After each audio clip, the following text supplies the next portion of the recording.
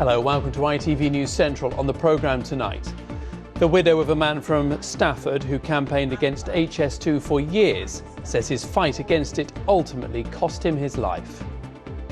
It felt that HS2 killed him, but that was just a feeling. It added to stress. Yesterday we had a defiant Prime Minister dropping the northern leg of HS2. What would Labour do? I'll be speaking to Sir Keir Starmer. Good evening. After years of stress, of fighting and for some being forced to hand over their property, people who live along the now scrapped HS2 route north say they're relieved and pleased, but ultimately frustrated and exhausted. There's scant detail as yet on what will happen to the land bought by HS2 under compulsory purchase order. One woman, whose husband died suddenly in 2017 after years of fierce campaigning, says she felt the fight killed him. Charlotte Cross reports. For years, Nicola's home was filled with material to do with HS2.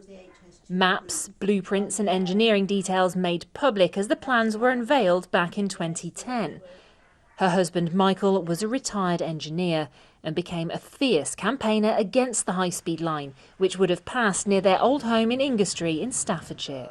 Everybody in the village is absolutely devastated. After years of campaigning, he died suddenly in 2017. The amount of work that he did, hours and hours and hours and hours sitting at the computer, writing papers, lobbying Parliament, it felt that HS2 killed him, but that was just a feeling.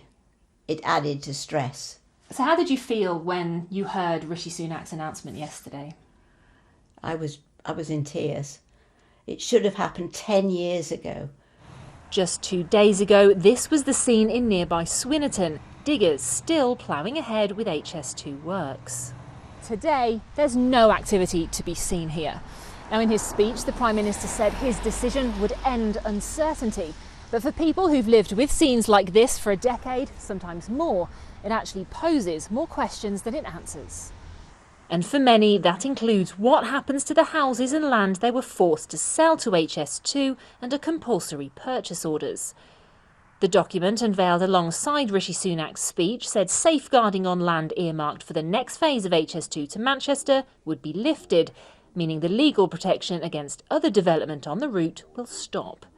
It added any property that's no longer required for HS2 will be sold, and a programme is being developed to do this. 280 acres of that land previously belonged to farmer Edward Cavenagh-mainwaring, who was forced to sell it. His latest loss was just last month, this white fence cordoning off what used to be his.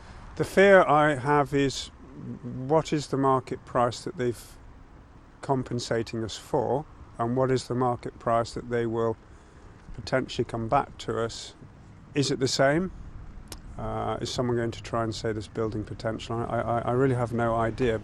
HS2 being cancelled is the result that many here had hoped for.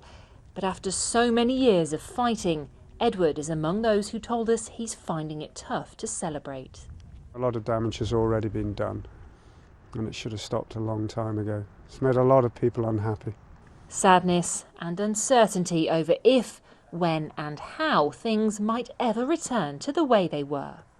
Charlotte Cross, ITV News, Swinnerton. Well, while we're losing the extension of HS2, the government says it is investing all of the £36 billion saved elsewhere.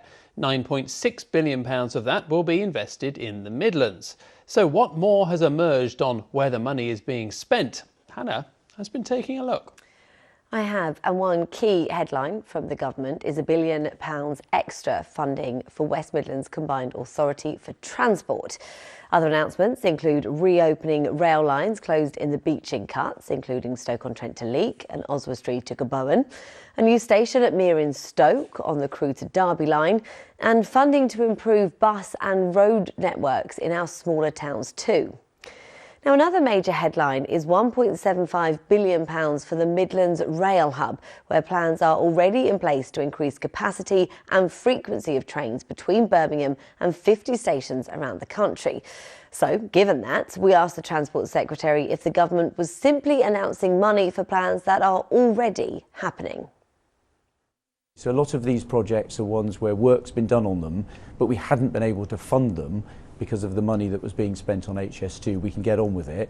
And also some of those mayors that you talked about in the north of England and in the West Midlands, the metro mayors, they're going to get quite a significant increase in their own budgets that they can spend on the priorities that they judge that the people they represent think are important. So actually there's a lot of extra local decision making that's going to take place as a result of the decision. So it seems then that key decisions about where the money will go is down to local authorities. We've been told by West Midlands Mayor Andy Street that some funding will go into extending the Midlands Metro tram network. Now, as you can see with these pictures, work on the extension to Dudley from Wednesbury is already underway. But while plans to continue Flood Street in Dudley through 5 more stops to Brierley Hill are already made, there wasn't enough funding for it.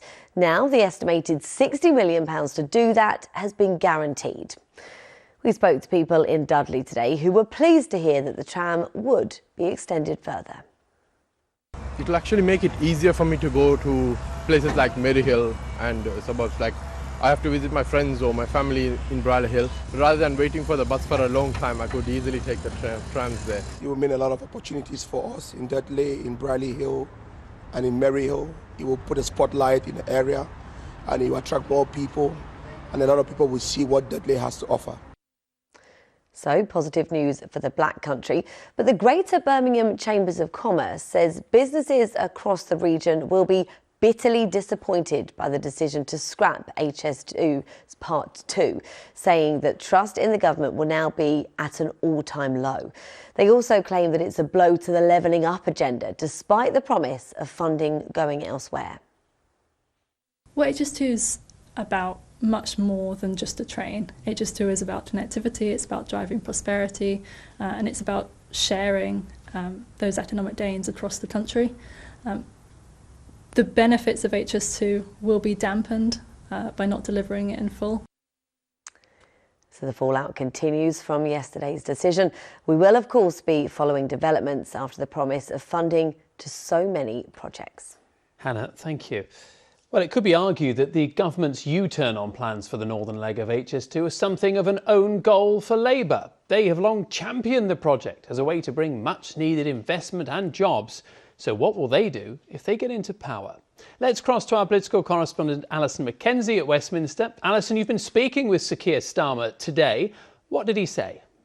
Well, yes, it's very much a Labour champion project, isn't it? It was first mooted by Lord Adonis when Transport Secretary back in 2010. So Labour have been all the way leading, saying it should happen. So aren't they now pleased that they can reverse the decision by the Prime Minister to row back on that? Well, that was the question I wanted to put to Keir Starmer, who I met up with today in advance of his party conference up in Liverpool to happen at the weekend. And I did say to him, what are you going to do? Keir Starmer, HS2 Northern Leg cancelled by the Prime Minister, lots of other schemes to be introduced for connectivity. What's not to like, or would you reinstate HS2 in full? Can I stand here and commit to reversing the decision on HS2? No, I can't. Not least because the government's already releasing land between Birmingham and Manchester.